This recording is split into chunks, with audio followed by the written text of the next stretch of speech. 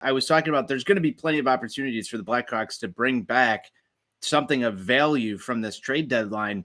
Let's talk a little bit about some of these other guys. Jake McCabe's name has been thrown around quite a bit today. I don't know if you have seen some of that stuff, but who do you expect to go in the next few days here? I would say Jake McCabe is one of them. Sam Lafferty is another one. Hit me with any insight that you got from today, because I did not see anything on McCabe today. However, that's going to be the first name that I said. He's going to go because teams need defense. Team that we already did deal with. The Ottawa Senators have been looking for D. I think, was it? Elliot on NHL Network. He did a little guest spot earlier today, and he had said all season long, Senators have been asking about any available D-man, and he figured that it wouldn't come until closer to the trade deadline. And maybe Jake McCabe is a trade deadline day deal that happens unless a team has a blatant injury, something that arises over the weekend here. But Jake McCabe would definitely be my top target, and I think he's been on Frank Saraspaghetti's trade targets over at Daily Faceoff for a long while now. He has, and this was another one from the fourth period today on their show. David Pagnotta said it's not if, it's when the Blackhawks trade Jake McCabe. So I agree with that. I think that, that was a name that we sort of tossed back and forth here a little bit ago, a couple weeks ago, on whether or not, the Hawks would benefit from keeping him around another year or shipping him off right now. He's got 2 years left on this deal, remainder of this year, next year.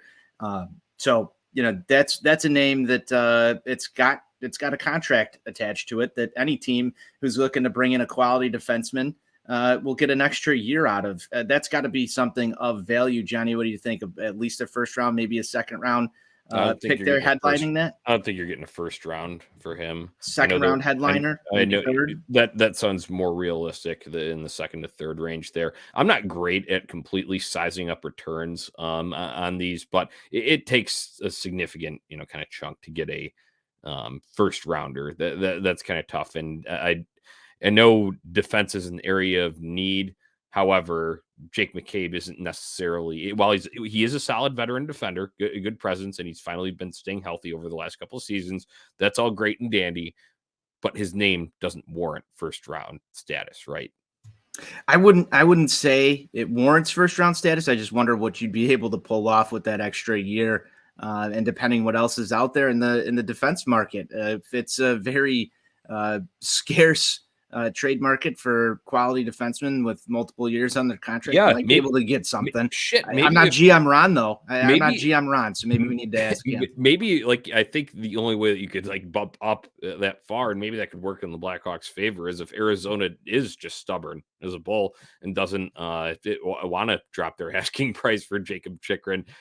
So nobody's going to want to go and target him, and you're looking for a reliable guy on the back end. That may be something. And like you said, the scarcity of resources could play a factor into what the return eventually is there. But I agree with that report there that it's not a matter of if, it's when for Jake McCabe. And I would guess probably sometime next week when he goes. So let's move on to the next one. Sam Lafferty. I think another one pretty not as sure as the if-when thing there with Jake McCabe, because forwards are also a little bit of a different breed when it comes to trade markets there. So I would say he's done enough this year, though, and his style plays well in the playoffs, which is something that competing teams are looking for here when you're talking about trade deadline acquisition. So he's my boy. We love him. We love the fire, passion, grit, TWTW, the toothless grin.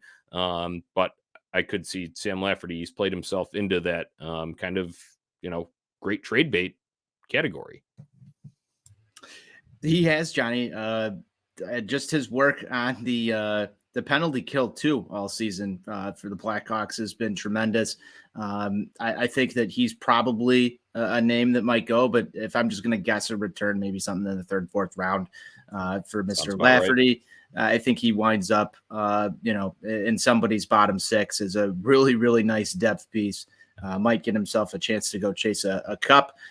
Max Domi is the next name I really want to talk about. Johnny. I wanted to, because I wish I had more to tell you but he is not someone that I've heard a lot of buzz Exactly. in terms of actual legitimate suitors who are saying that, oh, we've called and checked in on Max Domi. Maybe if there has and I missed it, let me know in the comments here. But as far as I'm concerned, I haven't really seen anything concrete on it. Obviously, his play, and you look at his deal, that obviously all makes sense. It lines up. I think that's what we thought at the beginning of the year. It's, oh, yeah, this guy's easy trade bait flip at the deadline. But I just haven't seen anything materialize yet. And obviously, there's still a little over a week to go for it. But I would have thought we'd had a little more steam on someone like him over Sam Lafferty, right? Yeah, and to an extent over Jake McCabe. I thought that both Andreas Athanasiou and Max Domi would have had all sorts of chatter around both of those guys, especially right when they were signed. And Domi's been playing some really great hockey over the last little stretch here. Obviously, a lot of people play really great hockey when they're on a line with Patrick Kane. But, those two kind of really found it. Like I said in the beginning of the show here, I'm surprised just as much as you are that there isn't like at least one or two teams that have been linked to Max Domi. And maybe just maybe that's because the Patrick Kane sweepstakes is sort of still open and he's obviously the top tier forward that is on the market or maybe not on the market, rumored. And so Max Domi sort of falls down to that second level. But I'm just like you, man. I'm a little bit surprised that there's not at least some sort of rumor about Max Domi right now. And, to an extent, I'll throw it down to Andreas Athanasiou as well. Yep, I would absolutely agree with that on that front. I will say Athanasiou did hit a little bit of a dry patch that maybe negated some interest, or at least the team really jumping out and wanting to make that initial call to Kyle Davidson there on him, or maybe they have, and it just hasn't been leaked to the media. But there was, like I said, that dry spell in his play. Because if you're going to acquire a guy, if you're going to give up a draft pick, you're going to give up a prospect, it's got to be worthwhile, right? For thinking he can fit into a role on your team, and he's not exactly, basically, what does he bring you? He brings you speed. He does bring a good drive to net ability. However, he ain't going to kill penalties for you.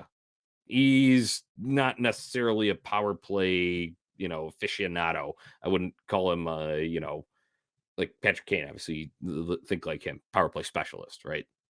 Not exactly the case for Andreas Athanasiou. His game's better in the open ice, and team that needs speed, sure, going at him, but he's not bringing you a whole lot of intangibles outside of that, and he's a winger, not a center. Now, say they do move Patrick Kane, Max Domi, Sam Lafferty, and Andreas Athanasiou. Who's playing forward on the top line for the Chicago Blackhawks after Jason March? Dickinson is absolutely first line center. That's number one. On the wings, though, Tyler Johnson, Cole Gutman, I think, has proved his way into that mix. You're